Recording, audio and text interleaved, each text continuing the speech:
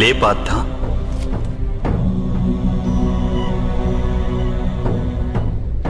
శ్రద్ధగా విను. జీవిత రహస్యాన్ని తెలుసుకో. లోకం యొక్క వాస్తవిక రూపాన్ని అర్థం చేసుకో. గంగా ప్రవాహంలో పిడికిలిని ముంచి వెలికి తీసినచో నీకు ఏదీ ప్రాప్తించదు. కాని అరచేతులతో దోసిలి పట్టి గంగా ప్రవాహంలో ముంచితే ఆ గంగా జలంతో నీ జీవితం పావనమవుతుంది. పరబ్రహ్మం విభాజన చెంది పురుషుడు, ప్రకృతి ఉద్భవించాయి. అప్పుడు పురుషుడు అంటే పరమాత్ముని అంశ ఆత్మగా మారి ప్రకృతిలోని ప్రతి వస్తువులోనూ నివసించడం జరిగింది. ఆ ఆత్మను మోహం, అంధకారం ఆవరించాయి పార్థ. ఆ మోహ నిద్ర నుండి జాగృతమై తనని తాను పరమాత్ముని అంశగా తెలుసుకోవడమే ఆత్మ యొక్క కర్తవ్యం, ఉద్దేశ్యం. అదే జీవన కార్యం. కాని మాధవ, ఒకవేళ ప్రతి ఆత్మ పరమాత్మ అంశ అయితే మరి ఉన్నతి, అధోగతి స్వయంగా పరమాత్మే చేస్తున్నాడా? బురదలో పడిన రత్నం ఏ విధంగా ప్రకాశించదో అదే విధంగా ప్రకృతిలోని 24 పదార్థాల నుండి వేరైన ఆత్మ అది ఒక పరమాత్మ అంశే అనే సత్యాన్ని విస్మరిస్తుంది. ఆత్మలు ఎక్కువ శాతం తమ దేహాన్నే సర్వస్వంగా భావిస్తాయి. తాము దేహానికి భిన్నమని అవి తెలుసుకోలేకపోతాయి. శరీరానికి కలిగే సుఖం, దుఃఖం, రుచి, వాసన ఇత్యాది అనుభవాలను అవి తమ అనుభవాలని భావిస్తుంటాయి. అసలు మార్పు కోసం ప్రయత్నం కూడా చేయవు.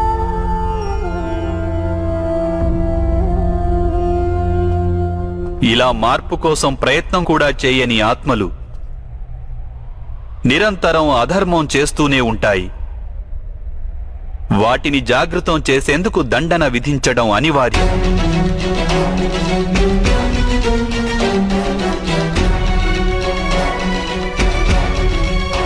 నీవు ఈ తెలుసుకో పార్థ, నీవు శరీరానివి కాదు, కేవలం ఒక ఆత్మవు. ఈ రణభూమిలో కనిపిస్తున్న ప్రతి ఒక్క యోధుడు వాస్తవానికి నీవు అనుకుంటున్నవారు కాదు. కొంతకాలం పాటు వీరందరూ ఈ శరీరాలలో వాసం చేస్తున్నవారు. వీరి శరీరాలు మరణిస్తాయి, కానీ వీరందరూ అమరులు. వీరు మళ్లీ నూతన శరీరాలను ధరిస్తారు. తాము ఆత్మస్వరూపులమని తెలుసుకునే వరకు తమ అధర్మాన్ని త్యజించి ధర్మ మార్గానికి వచ్చే వరకు వీరందరూ ఇలా జన్మిస్తుంటారు, అలాగే మరణిస్తుంటారు. ఇదే బ్రహ్మ విద్య బోధించే ప్రథమ పాఠం పార్థ.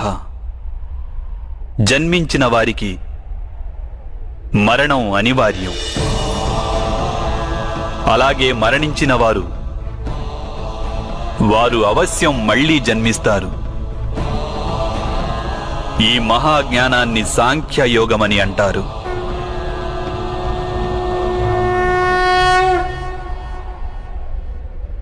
ధర్మం, అధర్మం అంటే ఏమిటి మాధవ? ఏ మార్గాన్ని అనుసరించి మనిషి తాను ఆత్మస్వరూపుడనని గుర్తిస్తాడో, పరమాత్ముని అంశగా ఉద్భవించానని తాను తెలుసుకుంటాడో ఆ మార్గాన్నే ధర్మమని అంటారు.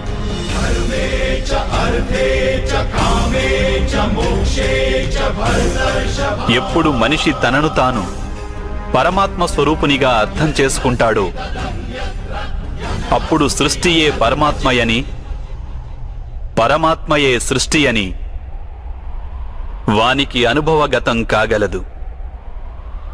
సృష్టికి పరమాత్మకు ఏ భేదమూ లేదు.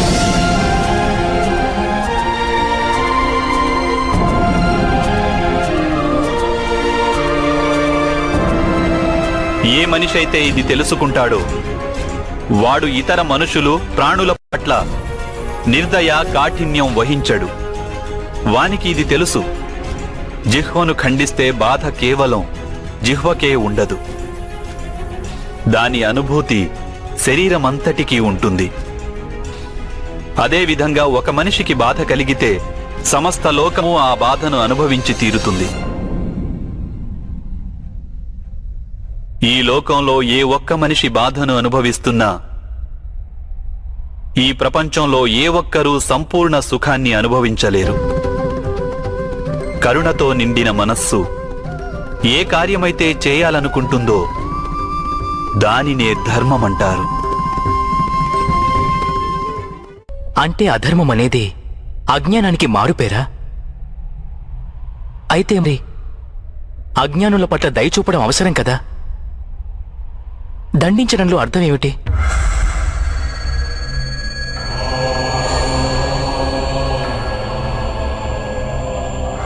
అజ్ఞాని జ్ఞానం విలువను తెలుసుకునేందుకు సిద్ధంగా లేకుంటే, జ్ఞానం వైపు దృష్టి సారించేందుకు సిద్ధంగా లేకుంటే, అప్పుడు దండనే దయ అవుతుంది.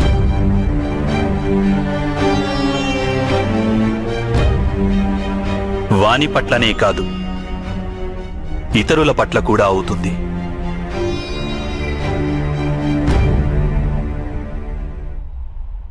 సృష్టిగతి సదా పరమాత్మ వైపే ఉంటుంది. ఇది అనివార్యము. కానీ అప్పుడప్పుడు ఒక దుస్థితి ఉత్పన్నమవుతుంది. అజ్ఞానం, మోహం, అధర్మం పెరిగిపోతుంటాయి. లోకంలో ధర్మం లుప్తమవుతుందన్న భయం ఉత్పన్నమవుతుంది. లోకంలో ధర్మం లుప్తమైపోయినప్పుడు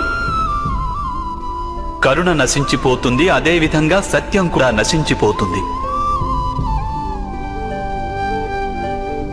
రానున్న తరాలకు ధర్మం ప్రాప్తించాలంటే ఈరోజే అధర్మాన్ని నాశనం చేసి ధర్మాన్ని పునఃస్థాపించడం అనివార్యము పార్థ.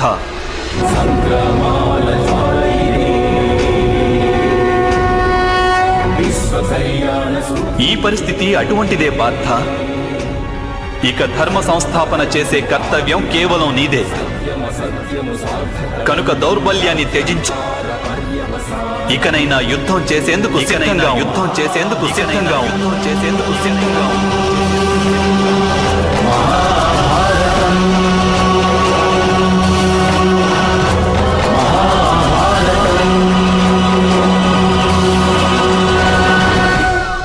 మరి నా చేతులలో హత్యలు జరుగుతాయి మాధవ. నా కారణంగా ఇంకొకరి ప్రాణాలు పోతే నాలో ఉన్న కరుణ నశించినట్లు కాదా మాధవ? అయినా ఒకవేళ ధర్మానికి ఆధారం కరుణ అయితే మరి నా ఆత్మకు కర్మబంధం ఏర్పడదా?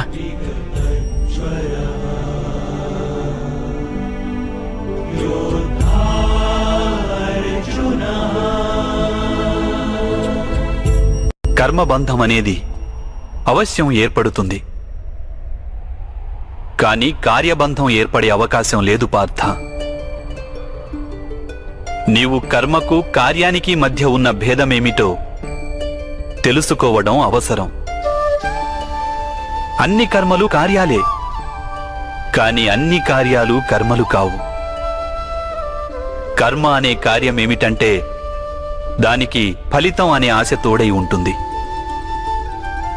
మనిషి ఎప్పుడూ సుఖానికై, సంపదకై, ప్రశంసకై ఆశించి కనుక ఒక కార్యం చేస్తే వాడు ఆ కార్య ఫలితానికి బద్ధుడవుతాడు.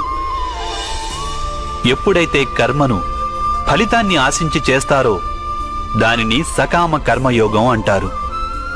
ఎప్పుడైతే కర్మను, ఫలితాన్ని ఆశించకుండా చేస్తారో దానిని నిష్కామ కర్మయోగం అంటారు. ఈ కారణంగానే మనిషి మళ్లీ మళ్లీ జన్మించవలసి వస్తుంది. వాస్తవానికి మనిషిని ఏ కర్మ బంధించదు. ఆ కర్మకు తోడైన ఆశలే వానిని బంధిస్తాయి.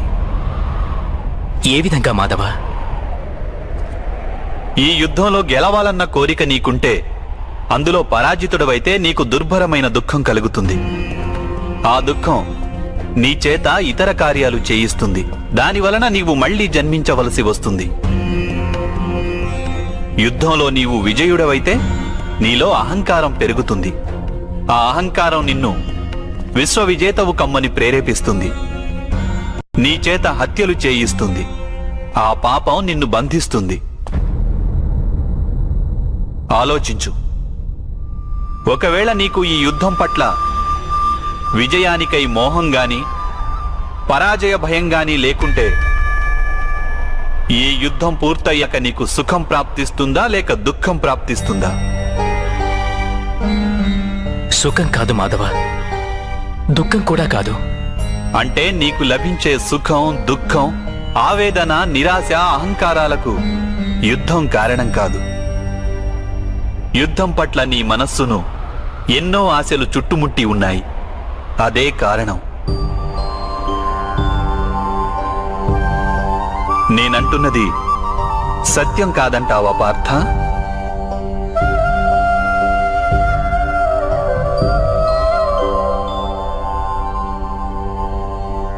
సుఖ దుఃఖే సమే కృత్వా లాభాలాభౌ జయాజయౌ తతో యుద్ధాయ యుజ్యస్వ నైవం పాప మవాప్స్యసి. అంటే సుఖ దుఃఖాలను సమానంగా భావించి లాభం, హాని, జయాపజయాల గురించి ఆలోచించకుండా నీవు యుద్ధం చేస్తే కౌంతేయ, నీవప్పుడు పాపంలో భాగస్థుడవు కాబోవు. దీనినే కర్మయోగం అంటారు. కాని మాధవ, ఒకవేళ కార్యబంధం నిశ్చితమైతే లౌకిక జీవితాన్ని విడిచి సన్యాసం తీసుకోవడం ఉచితం కాదా?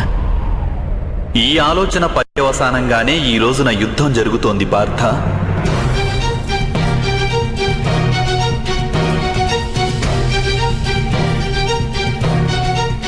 ఆలోచించు.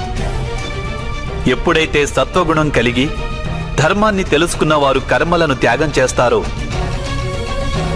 అప్పుడు అధర్మ మనస్కులైన వారే ఈ లోకంలో రాజ్యం చేస్తారు.